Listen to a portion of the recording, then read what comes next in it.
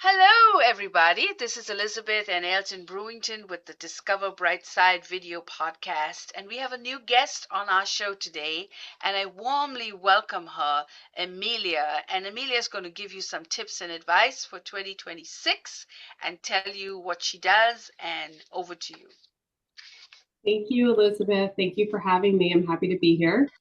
My name is Emilia Guasconi. I'm the founder of Your Abundant Space, and my work really centers around Feng Shui, which some people might have heard of in passing, but they might not really understand.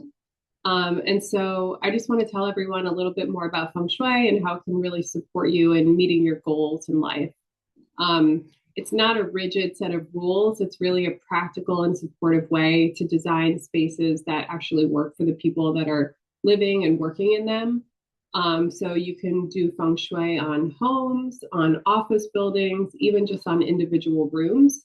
It really depends what your goal is in the outcome. Feng shui itself is an ancient practice that looks at how energy flows and moves through environments. And then also how that energy can affect our mindset, our emotions, our productivity, and just our overall sense of well-being. So really what it kind of boils down to is that the spaces that we spend our time in are constantly influencing us, whether we realize that or not.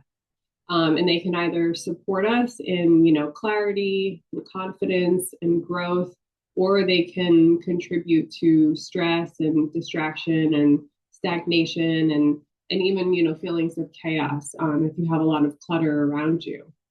So what I do is I help people understand that their environment isn't separate from their life or their business. It really all works together. And it can work for you or it can work against you. And so it's really important to take a look at how your home or your office or wherever else you're spending your day is quietly shaping, how you kind of like show up every day in life. And I think, when a space is really aligned with who you are and where you're going in life and kind of the goals that you're working towards, it really becomes a powerful support system. And you can feel that things are in alignment versus being in a space where you feel as though it's kind of holding you back or even working against you. So what I do, my approach to feng shui is very grounded and modern. It's not about perfection or, superstition. It's really about just making some intentional choices that help to create ease and flow and a sense of, abundance and alignment that feels sustainable and approachable. So often just, some small shifts in a layout can help to create energy that helps you focus better, helps you, feel as though you are confident and able to work towards your goals. So, one tip that I have is if you have an office at home or even in your office at work, you want to make sure that your desk is facing the door.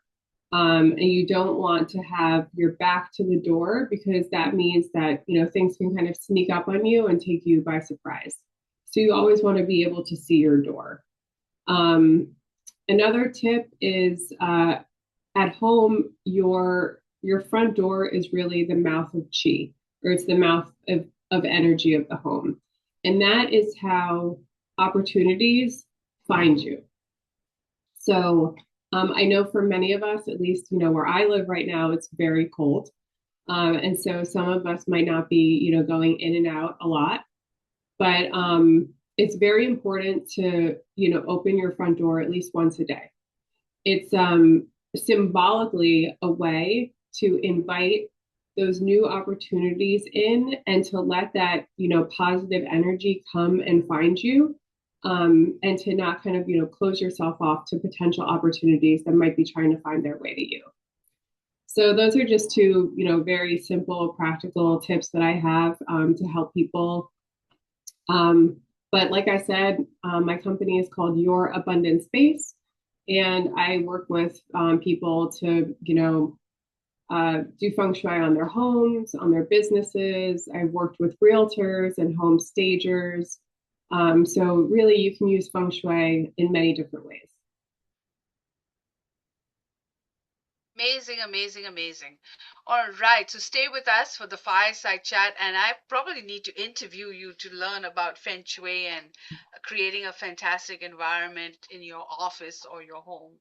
So Mhm. thank you so much. Those were great, valuable advice, and I look forward to having you. Now, let me stop. You're watching Discover Brightside. If you learned anything from Emilia, write us a comment. Tell us what you think about it. And you've been discovered on the Discover Brightside Video Network.